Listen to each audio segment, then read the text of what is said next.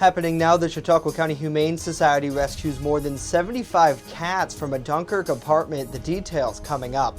Plus, several bills aimed at protecting law enforcement officers in New York State were voted down yesterday. And another day of scattered afternoon showers and storms, but we've got some cooler air on the way. We'll talk about it next as the news at noon starts right now. Live and on demand, this is WNY News Now. And thanks for joining us for WNY News Now. I'm Justin Gould. The Chautauqua County Humane Society says a 2-week operation led to the removal of more than 75 cats from a condemned apartment in Dunkirk. Officials say the morning of July 8th, veterinarian technicians and the executive director of the center went to the apartment in the city of Dunkirk to retrieve the cats who were left behind when their owner was hospitalized. A plea for help from City of Dunkirk Dog Control had reached the Humane Society the day before. Officials add that they've been trying to locate a human organization that would step in and save the 50 or more cats living in that apartment. Now, when they got there, the crews found dozens of cats living in conditions that were described as not the worst they've seen, but pretty awful. After 2 hours and with hands and help from those in the community, 53 cats were captured that day and brought back to the adoption center for processing. Now, since that time of receiving assistance, the cats at the Lakeshore Humane Society in Dunkirk and SPCA in Erie County are also assisting to find those cats' homes. Well, a Village of Lakewood man who police say shot himself after allegedly threatening to kill his wife last month is now facing charges.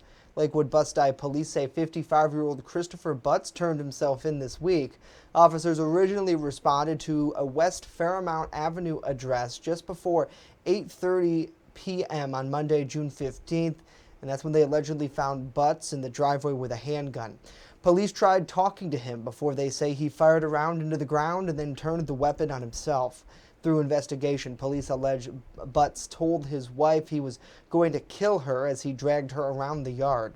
Prior to officers' arrival, they say Butts allegedly brandished his weapon at bystanders who tried to intervene to help his wife. After the shooting, Butts was taken to UPMC Hammett for medical treatment.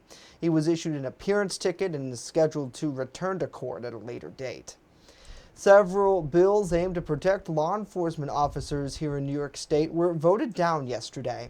New York State Senator George Borrello says some of the proposals included upping the charges for assault on a police officer, resisting arrest, and failure to retreat. The senator says he knew lawmakers were facing an uphill battle and pushing them forward. However, he did not expect to see such pushback. So we were hopeful that the common sense members of the Democratic Conference, especially up in upstate New York, would look at this as an opportunity to stand for public safety. And unfortunately, they chose not to. And this is really an important point because many of these legislators will go back to their districts, whether it's Long Island or Westchester or anywhere up in upstate New York, and they will tell their constituents one-on-one or in small groups that they are appalled by the attacks on police, and they're appalled by the calls for violence against law enforcement. But when the push comes to shove, when they have to stand and vote, they have not voted for public safety. They have not stood with law enforcement. Now, last year, the state legislature passed bail and discovery reforms. This June, several police reform bills went through following the outrage over the killing of George Floyd. Law enforcement supporters like Borrello say they're concerned about the safety of police officers. The legislation was modeled after proposals where the New York State Sheriff's Association put out last week. City of Dunkirk officials unveiled a new ladder truck for the city's fire department yesterday evening. Officials displayed the new truck during a ceremony at the Dunkirk Fire Headquarters on Eagle Street. Now, the process for purchasing the vehicle started nearly 3 years ago, according to City Fire Chief Mike Edwards, who says Mayor Willie Rosas and the previous Common Council played a critical role in the purchase. Rosas says he's proud of the city for purchasing a much-needed truck without having to place a burden on taxpayers. I'm very proud today to be the mayor of the city of Dunkirk, to have this truck behind us to provide top-of-the-line service with top-of-the-line firefighters for our community. Edwards says the ladder truck will be covered by the fire department's ambulance transfer revenues. Well, we hope everyone's having a good day, and we thank you so much for joining us here for WNY News Now. Got to say hello to Tim. Good to see Dan, David, Howard, Linda, Katie, Joseph, Wallace, Amber, and Pam as well. Hopefully everyone is enjoying their day. Let's now get a check of our First Defense weather forecast. That's where we find Chief Forecaster Dakota Hunter. Hey, Dakota. Hey, Justin, and happy Thursday, everybody. So close to the end of the week already. This week is kind of flying on by, almost the end of July, too, by the way. Here's a live look coming from Findlay Lake. And again, more clouds than sunshine today, almost the same thing as yesterday, but we're going to have some rain to go through once again today. Look at this dew point, 70. Ick.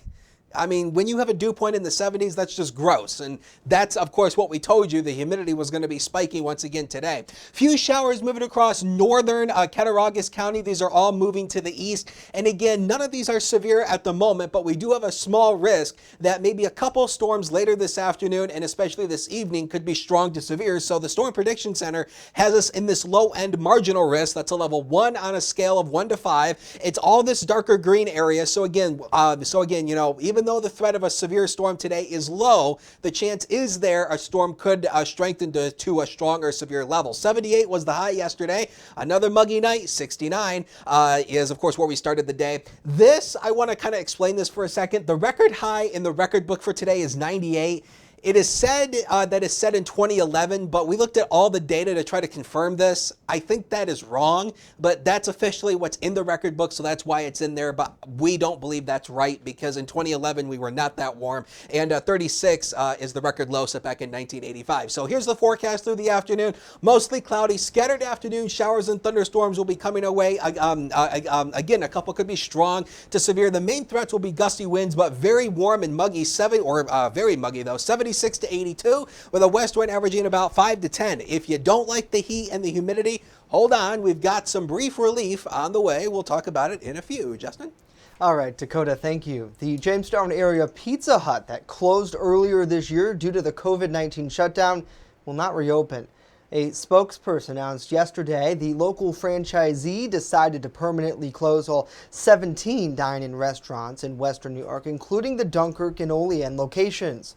Officials say this is the result of the initial temporary closing of Pizza Huts because of COVID-19 restrictions. A spokesperson says that Pizza Hut has a new franchisee coming into the area, and they're hopeful that they could serve customers once again soon. Several Pizza Hut restaurants temporarily closed back in April after reporting slow business because of a state mandate that shuttered indoor seating. Republican senators and White House negotiators say they've reached a deal on key pieces of the new stimulus package. Fundamental parts of the $1 trillion plan include $105 billion for helping kids get back to school. The package does not penalize school systems which do not plan to reopen for in-person classes because of the pandemic. There's also additional funding for coronavirus testing. Republicans are also pushing for another round of forgivable Paycheck Protection Program loans. The talks come at an urgent moment as the $600 weekly unemployment benefits are soon to expire. While the White House has raised the possibility of a short-term extension, Republican senators have pushed back. House Democrats passed their own $3 trillion proposal back in May and have been waiting on a response from the Senate. Senate Majority Leader Mitch McConnell told members that he plans to unveil key features of the compromise package today. Coming up next, we talk with Jamestown Mayor Eddie Sundquist on the search for the city's next police chief and a call to reform law enforcement. Stay with us as WNY News Now continues.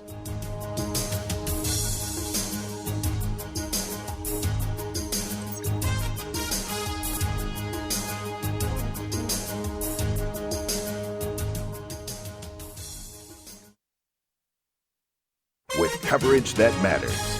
This is WNY News Now.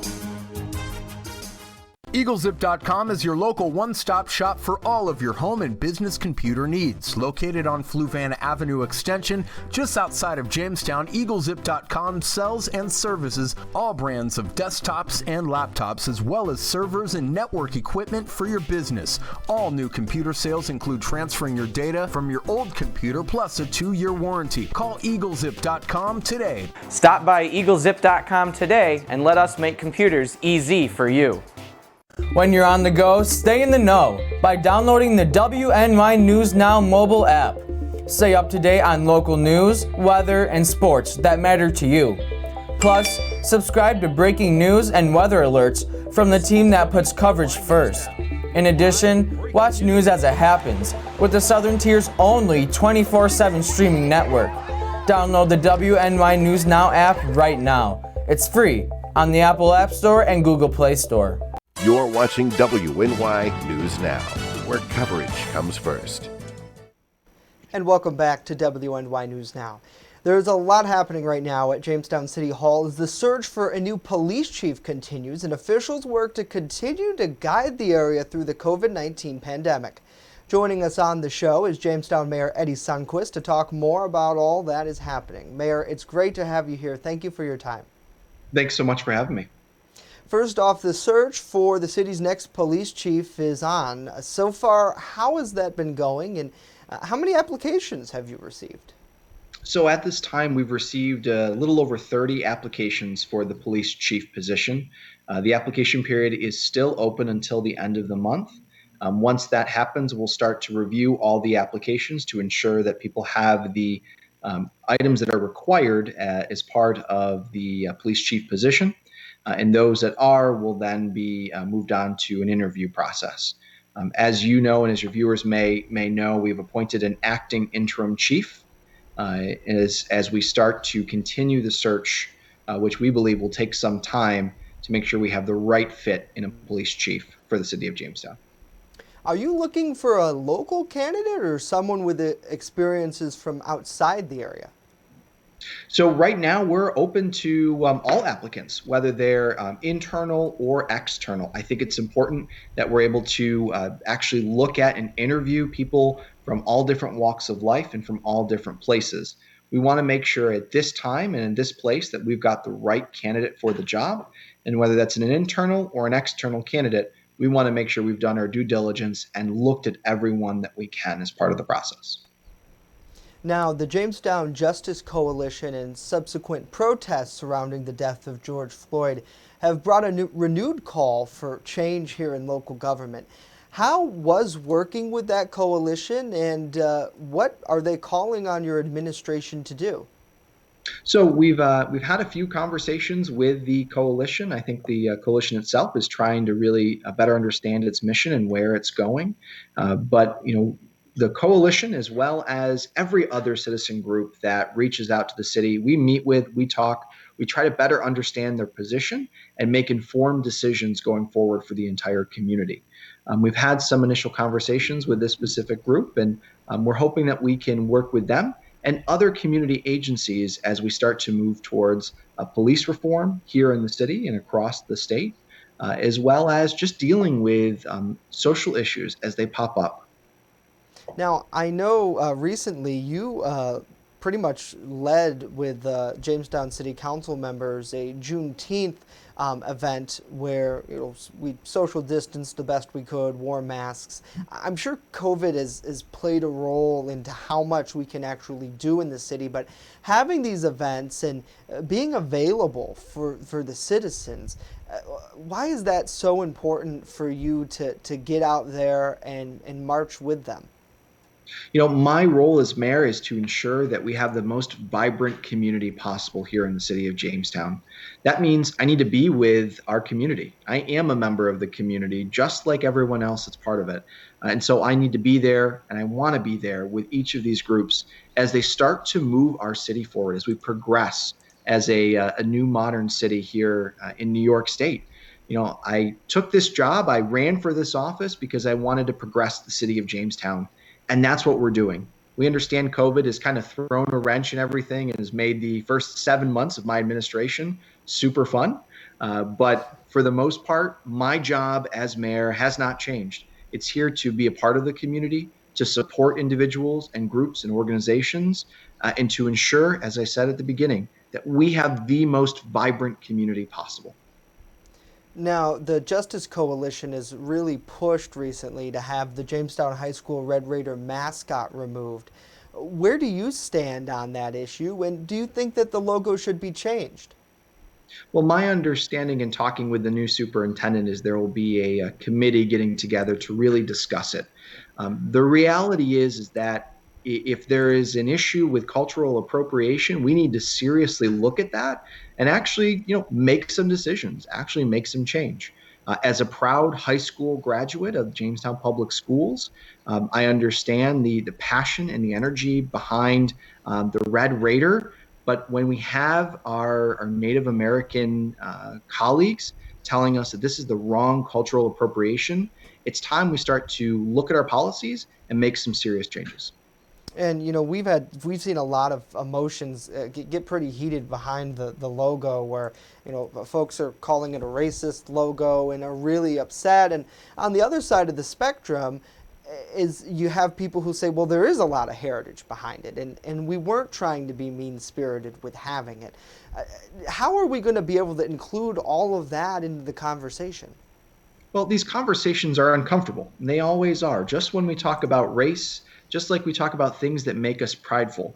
But the reality is for in terms of this logo, it's not a logo that defines us. It's not a logo that defines who you are and what school you went to. It's the pride behind it. It's the experience behind it. I didn't go along saying that I was, I did say that I was a Red Raider because we did. But the reality is Jamestown is what I'm most proudful about. I'm proud of being an alumni of Jamestown High School. I don't need to be a Red Raider in order to be a proud alumni. So do you think that if the community decided it was the right move to change the logo would be a good thing for people here? Absolutely. I think that for everything we do, we need to ensure that we understand what the ramifications are as a community. And sometimes having things that culturally appropriate aren't the best for our community, and we need to grow as the times grow. Now, part of the changing of the times, you recently reestablished the Jamestown Civil Rights Commission, and you told us previously your office received an overwhelming amount of applications from those who wanted to join it. Have you narrowed that search down, and when will the commission Sure. officially start to meet? So we're working on it. We received over 80 applications. I think alone I've done probably about 50 interviews. So we're getting through there. I've talked to each and every applicant that has applied and that lives in the city of Jamestown. We did receive some applications where people live right outside the city. They don't realize they're not actually a city resident, and so there's a disqualification there. But in all of the conversations, I find that people have a lot of energy and passion for making some real change in the city. So I'm excited to bring back the Human Rights Commission to help us as an administration, help me as a mayor, and our city council better understand what's going on in our community and to deal with issues of race, religion, nationality, and ethnicity as we try to navigate through the next couple of years. We are working very hard to finalize all of the interviews and the applications. My hope was to get it done by the end of this month, but with so many people and being able to interview and talk to each person, we've kind of had to put that a bit on hold. My intention is to have the final list of names for our August voting session for the City Council and hopefully have its first meeting early September once the commission members are installed. But as I've gone along and told everyone that's applied, we're going to be creating working groups so that even if you're not a member of the commission, you can still join a working group and help push the city towards what you're most passionate about. Whether that's disability inclusion, whether that's educating the community, whether that's police reform, and a whole bunch of other topics. I don't want to lose this energy and this fight that people have. We need to continue it forward and make the city better. Yeah, and I think that's the big takeaway from seeing all of this public participation, Mayor, is for a long time, city council meetings would only include the news media and a few people who were there to talk about specific issues, where we saw hundreds of people take to the streets and say that it's time for change and they want to be the change.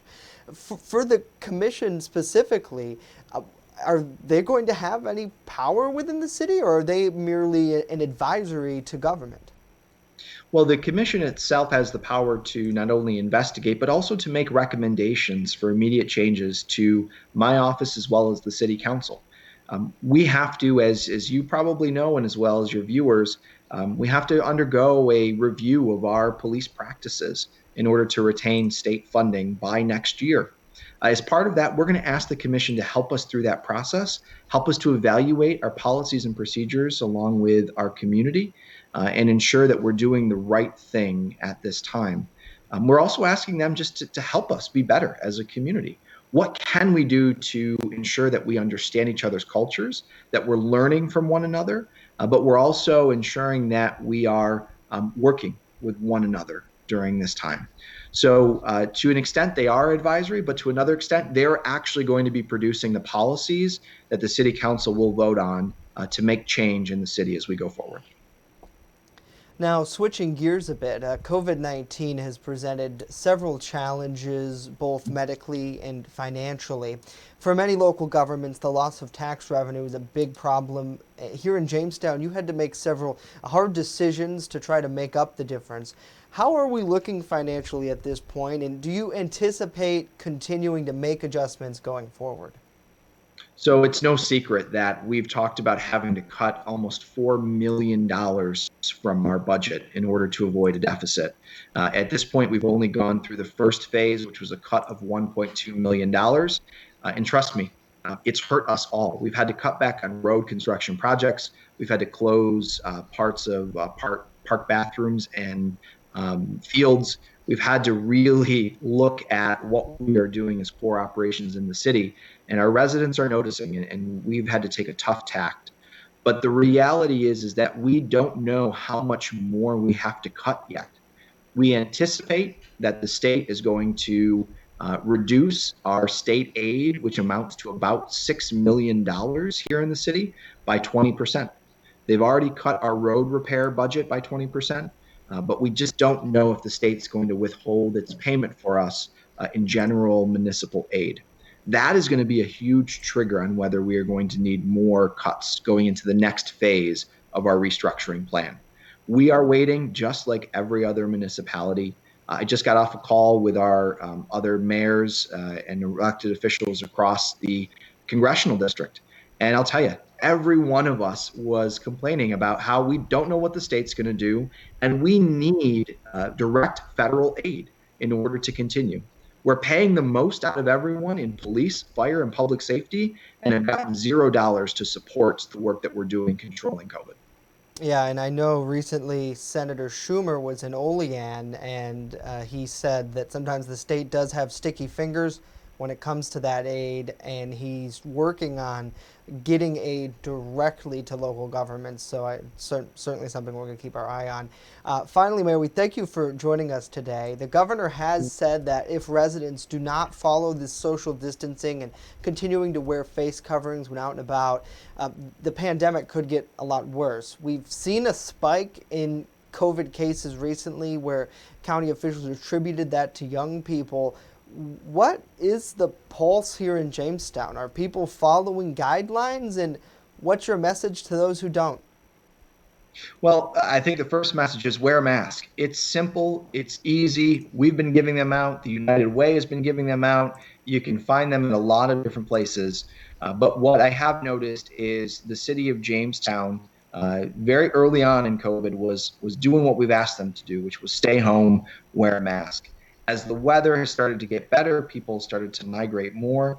I think the vast majority of our residents are still doing that, but the problem comes into play when you go to parties and events and things like that. Yes, there has been restrictions lifted on going to people's homes and to have a party and go to different events, but you still need to wear a mask. You still need to maintain social distance. So the rise in numbers we start to see are from people that are not doing that. They're actively going to these places. They're not wearing a mask. They're getting close to one another, and it's causing a spread of the virus. So as much as we love going to a good party and we love celebrating the holidays and the events, we need to be careful. We need to be cognizant, and we need to still continue to wear a mask and social distance. All right, Jamestown Mayor Eddie Sundquist joining us today. Mayor, thank you for your time. We appreciate it. Thank you. Now let's get a full check of our weather with Dakota. Well, let's take a look at the monthly temperatures so far. Not a whole lot of change in the average monthly temp. Now, all the days that are shaded here in orange on this calendar are days where the observed high temperature was above the average for the day, and all the ones that are numbered here are days where the high temperature was 85 or above. When you add all the highs and lows together, our average temperature for the month is still at 76.2. That's over 5 degrees above average, and as we stand right now, this is the warmest July on record, dating all the way back to 1895. So even though we've had a few below average days recently, it's still going to be probably warm to end this month. So a few more thunder showers through the afternoon today. Again, some of them could be strong, especially later this afternoon. Brief unmuggification, a word coined by the great Don Paul. Heat and humidity will return as we go into the second half of the weekend, but hold on, a much needed cool down is going to be on the way with temperatures. And yes, the humidity. 77 as a noon hour right now, west wind at 9, but look at this dew point at 69. That's making it feel close to 80 degrees. Hey, today is MLB opening day. Finally, sports are coming back. So if you want to watch the game tonight, it is the Yanks versus the Nationals. 85 at the first pitch, down to 80 by the ninth inning. There will be showers and thunderstorms around. We'll see if we'll see the Tarps on opening day. This might be postponed. We'll see on this as we go throughout the night. But hey, sports are finally starting to come back. So that's some good news. We're starting to get back to at least a little sense of normalcy, somewhat. NOAA Storm Prediction Center has the entire region under that low-end marginal risk. That's a level 1 out of 5 for this afternoon. And again, it's all the areas here that are shaded in green, much of the southern tier and northwestern Pennsylvania. And again, as I told you earlier, the main threats with these are going to be brief gusty winds. You can see we're in this 5% risk category from the SPC for damaging winds. First Defense Doppler radar. Here's a nice little downpour moving over Franklinville and Cattaraugus County right now. This is all moving out to the east. As we swing it into Chautauqua County here, you can see we have a little bit of a shower here that's popping up here near Forestville. And again, this is all to the north of Jamestown right now. But again, there will be some showers and thunderstorms developing as we go through the afternoon. Cold front's going to be moving on through tonight, and the cold front will actually help to bring the humidity levels down somewhat as we go into tomorrow and also on Saturday. Future Scan paints you the picture of those showers and thunderstorms. And again, these darker colors out here, especially work out to the east, this is going to be the better chance for the shower and the thunderstorm activity. And again, strong gusty winds will be our main factor. They clear out tonight, partly cloudy skies. If you can get a chance to see Comet Neowise, please do. It's starting to get fainter now, so you're not going to be able to see it with the naked eye as much. But a great day coming up tomorrow with lots of sunshine. So here's the breakdown for tonight, 61 to 67. Any early showers come to an end, partly cloudy, but it will still remain muggy. So it's probably going to be another AC on kind of night. How about the future? The next 7 days are flying up on the screen. 80 tomorrow, 83 Saturday. Saturday is likely going to be your pick day because of the lower humidity, but we'll also be up to around 83. We'll start the day likely in the upper 50s as well. Sunday, the heat spikes along with the humidity. Another storm system coming our way Monday will likely bring us a chance for numerous showers and storms, quite humid. And look at the middle of the week, lower 70s or mid to upper 70s and lower humidity as well. Justin? All right, Dakota, thank you very much. Got to say hello to Charlie. Good to see Ralph. Good to see Renee, Howard, Gary, and Kira as well joining us on the show. Hopefully everyone has a good day. We appreciate you so much engaging in the comments and engaging in respectful discussion. Always great to see. And for us, that's really what we want to bring you is the local news makers and which simply the microphone to connect you with them. So we appreciate you tuning in. That's going to do it for us today. Of course, news continues 24/7 at WNYNewsNow.com. We leave you with this live look over Chautauqua Lake. When you're on the go, stay in the know by downloading our mobile app. All you got to do is search WNY News Now in the Apple App Store, Google Play Store. Be sure to subscribe to breaking news push notifications. We're back tomorrow live here at noon with our TGIF edition. Hope to see you then.